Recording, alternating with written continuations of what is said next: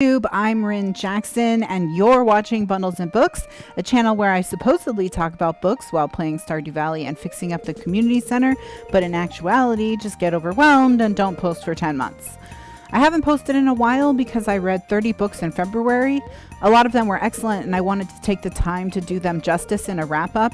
Unfortunately, when I started working on my notes for my February wrap-up, I got completely overwhelmed trying to summarize them all. I was so paralyzed by the size of the task and my own expectations for myself that instead of doing anything, I just gave up and did nothing related to this channel for 10 months. But that ended up being kind of good because it gave me plenty of time to reflect on what I really wanted to get from my time on BookTube, and wrap-ups weren't exactly it. I have some ideas for what I want to do with this channel in 2022. Specifically, I want to start a call-in show where we really just talk to each other about books, but more on that later in the video. In this video, I'm going to catch you up on how my 2021 no-buy went, and I'm going to update you on my 2021 reading and savings goals. I'm also going to talk about what I want to change in 2022, both in regards to book buying and my book budget, and how I'd like to handle the channel and connect with the audience. As far as summarizing what I've read so far this year, as I go over my monthly spending, I'm going to tell you my most favorite and least favorite book from each month. But before I get into my goals and challenges, a quick reminder that I always have links in the video description for US libraries that allow out-of-state or out-of-country individuals to check out ebooks or audiobooks online. So first, let's check in on my 2021 reading goals. My first 2021 goal was to read 10 books a month, which I have completed, sort of. As of the filming of this video, I've read over 160 books in 2021, which is more than enough to average 10 books a month for the year. The year started out strong. I read 31 books in January. My favorite read from January was probably Open by Andre Agassi and J.R. Moringer, but I also really enjoyed Recursion by Blake Crouch. My least favorite read from January was easily Joe Abercrombie's First Law trilogy. I understand that's a pretty controversial opinion on BookTube, but there it is. I actually did a January check-in, so I'll link that video down below if you want more details on any of those books. In February, I continued my book a day streak, and I read 28 books. My favorite book of February was The Good Lord Bird by James McBride, which is about a young boy kidnapped by abolitionist John Brown, who thinks he's liberating him from slavery. Highly recommend that book and the Showtime adaptation, but please review content warnings for this one. While the premise is comedic and the book is a satirical and comedic in tone, it's still in the vein of a slave narrative and deals with the type of heavy topics you'd expect from that. My least favorite book was Babel 17 by Samuel R. Delany, a classic sci-fi exploration of linguistic relativity that really disappointed me. The premise was the Whorf hypothesis, which is the idea that the structure of a language affects its speaker's worldview or cognition, taken to its extreme. And it centers around a language that, when heard, transforms the listener without their knowledge into a secret agent working on behalf of the speakers of that language. It had all the elements that I want in a science fiction book, but the writing did not work for me at all, unfortunately. My reading slowed a bit in March, but I did still read 10 books. My favorite was Anxious People by Frederick Bachman, which I'm sure you've heard about a million times, and my least favorite was Nova by Samuel R. Delany. I had 3 books by Delany on my 2021 TBR that I got as a discounted bundle, and it was after the second one that I decided not to read the third. Delany's ideas and the concepts that he's exploring are very intriguing to me, but I just don't appreciate his writing at all. So in April, I read 14 books. My favorite was probably The Bear and the Nightingale by Catherine Arden, but I didn't love that book. It's more that most of the books I read in April were just okay, and it was the best of the meh. My least favorite book was A Sweet Haven Summer by Courtney Walsh, which was only on my TBR because a friend wrote it, and I bought it to be supportive. So, lesson learned there, I guess. Don't support your friends. June was the first month that I didn't read 10 books, but it wasn't the last. I only read 7 books in June, and there were quite a few disappointments. My favorite read from June was The Satanic Verses by Salman Rushdie. You know, his writing is just on another level, and it's astounding how a book written in the 1980s had so many themes that still felt so relevant today.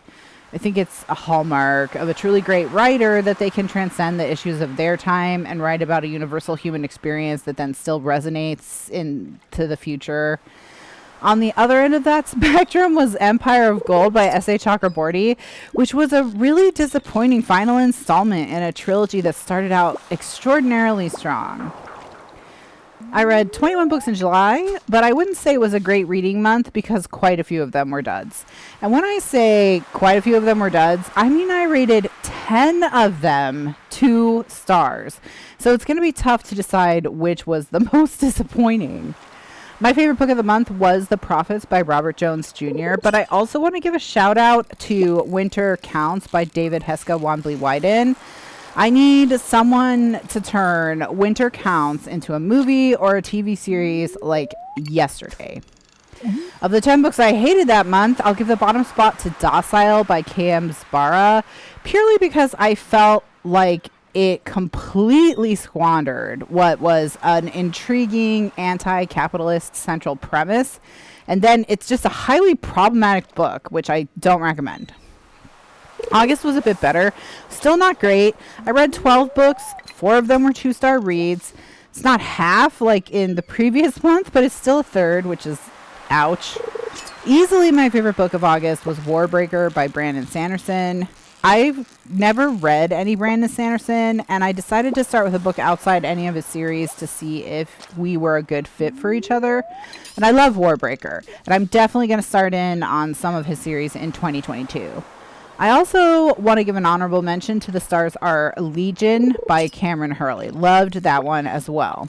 For the worst, I'm going to go with The Maidens by Alex Michaelides. I haven't read The Silent Patient, but after reading this, there's no way I'd pick up anything else by this author. I mean, just yikes. In September, I read 17 books, and only 3 of them were 2 stars. So things are slowly but surely getting better. My favorite read was the final revival of Opal and Nev by Donnie Walton. If you're a fan of Daisy Jones and the Six, I highly recommend you check this one out. I read both of them in September, and I much prefer Opal and Nev. The social commentary is better in that one, in my opinion, and there aren't quite as many voices to keep track of. My least favorite that month was Gather the Daughters by Jenny Melamed. That one was about a cult that was just a little too unbelievable in its central premise. In October, I read 12 books. My favorite read of the month was In the Dream House by Carmen Maria Machado, which is an extremely powerful and exceptionally well-written memoir. I almost always give memoirs 5 stars unless there's something seriously artistically or technically wrong with them, because I'm not in the business of trying to rate someone's experience. But this one would have been 5 stars, even if that wasn't my habit.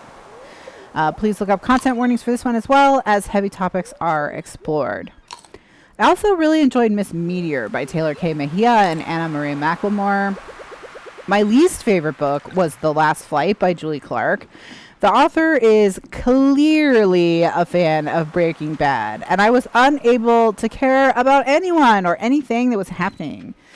And then finally in November, I fell short of 10 again and only read 7 books. My favorite was Patsy by Nicole Dennis Bourne.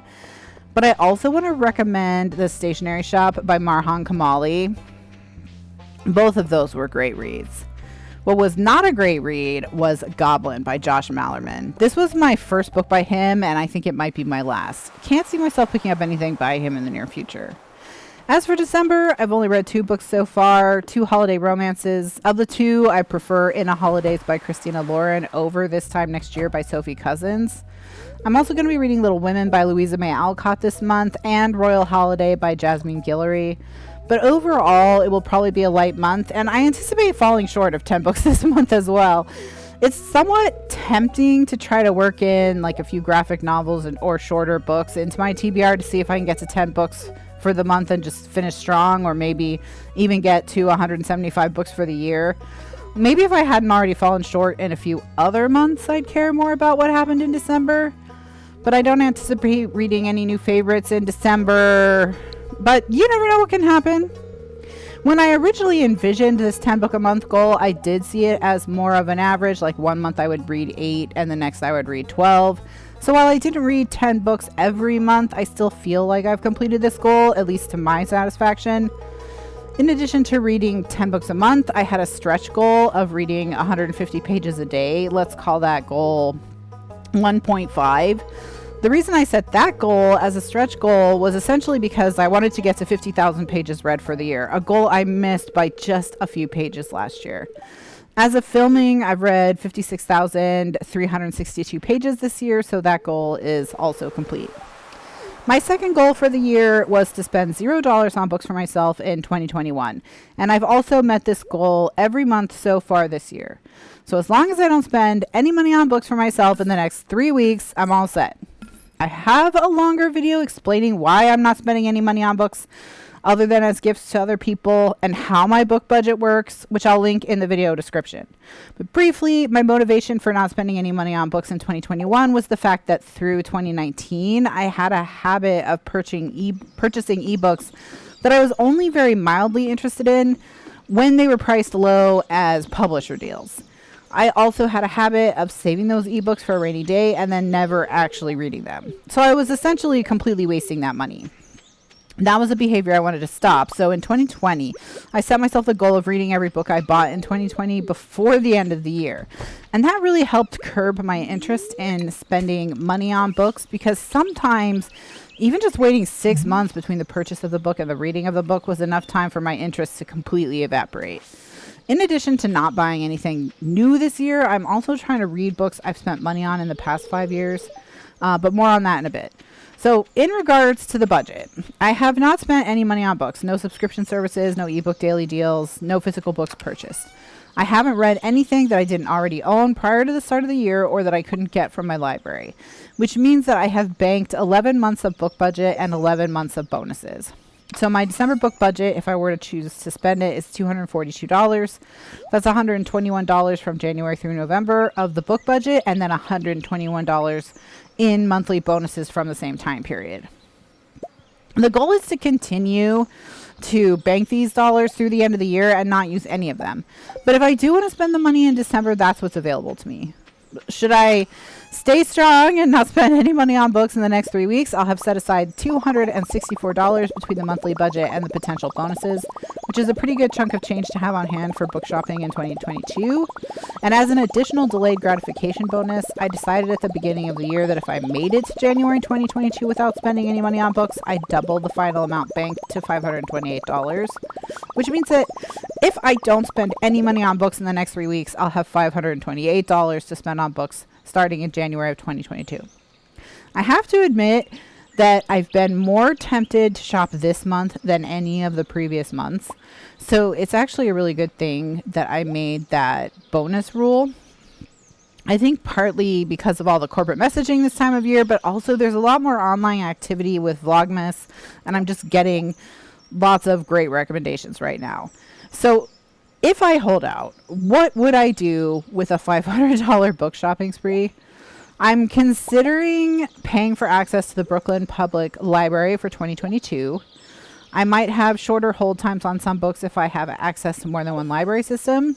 I'm also considering subscribing to Libro FM in 2022 to get quicker access to audio versions of more popular books and to take some pressure off my library holds shelf. I might use a chunk of it to order personal copies of some of the graphic novels I've gotten this year from my local comic shop. They offer 20% off all graphic novel orders all year round. And since graphic novels are expensive, and there's a few that I've read from the library that I'd like to add to my shelves to share with my household and other friends and family. And I would be supporting a local family-owned business, which is nice. But there's more, that's more than I've spent on books in the last 4 years combined. So I really don't know exactly what I would do. I could also use it to purchase a nice tablet to read the graphic novels that are available for free from the library digitally. That would also be an investment that would have other practical uses than just reading graphic novels. Regardless, my spending money muscle has definitely atrophied, which is not necessarily a bad thing at all. The best case scenario would be that I'd get to January 2022 with my $528 and not spend it at all. Just leave that in the savings account until there's something I really want that I just can't get from the library. We'll see. I have to get there first. My third goal for 2021 was to read every book purchased in 2019 before the end of this year. And I've decided to abandon this goal. The reason I set myself this goal was to learn some lessons about my personal approach to buying books. And the main lesson I needed to really learn was that I don't go through my personal digital library to find books to read from the books that I already own. And that lesson has definitely been learned. At this point, I no longer feel any temptation to spend money on books I haven't already read. I've unsubscribed from all book-related marketing at this point, so I don't even know what deals are happening. And the only books I have wanted to purchase are books I read and loved so much I wanted a copy for my physical shelf. As of now, I've got 15 books left from my 2019 purchases to read before the rest of the year. And of those 15, I'm only mildly interested in about half of them. But whenever I look at that list, I just see it as a massive chore. There's no excitement for any of the titles. And the whole point of doing this was not to torture or punish myself for past bad habits, but to learn from my mistakes and make positive changes for the future. So I'm not going to force myself to read the books that I don't want to read. Life is too short for that. Instead, I've made a list of my purchases going back to 2015, and I think I'll take all those books and put them in one folder on my e-reader that I can flip through whenever I'm totally out of ideas for things to read, and then maybe slowly whittle away at it over time. That's the thing about goals and why motivation is so important, because sometimes you reach them in a way you weren't expecting, or you need to adjust them to fit your lifestyle better, and that's okay. Now that I've learned what I wanted to learn and changed my behavior, I don't think there's a reason to subject myself to books I'm not particularly interested in reading anymore. So as far as goals are concerned, things are going okay. It's a mixed bag as far as the letter of the law, but I feel like I'm killing it in terms of the spirit of the law. So now that that's all out of the way, let's talk about the changes I want to make to the channel for next year. When I joined BookTube, it was primarily because I wanted to have conversations with other readers about books. So my goal for 2022 is going to be to create a conversational space here on this channel with a live call-in show. It will be at the same time every week. I'm thinking 2 p.m. Eastern USA time on Tuesdays. And I will have a dedicated Skype account that you'll be able to call into, and we can chat about whatever bookish related content we want. I'll have a trial run or two before the end of the year, and then depending on that how that goes, I'll have more details at the beginning of the year for how it's going to run throughout the year. But if you've ever wanted to just like gush with someone over your shared love of a specific book, or rant together about one that you've hated, I think this will be the live show for you. I think I'll continue to play Stardew Valley on camera so that no one has to commit to having their image broadcast, just their voice. And if that sounds like something you'd be interested in, let me know in the comments below or send me a message, and share this video with anyone you think would enjoy that too. I'll do the first trial run this coming Tuesday at 2 p.m. Eastern USA time. I've linked a time zone converter in the video description down below, so you can convert from your time zone to New York to find out when that will be in your area. Also, let me know in the comments below how your reading year is going so far, and if you're on track for meeting any 2021 goals you've set. Please like this video and subscribe to my channel if you haven't already. I play Stardew Valley and I talk about books, so if you like either of those things, this channel may be for you. I hope you're having a wonderful week, and I wish you all the best in your reading adventures. Bye now.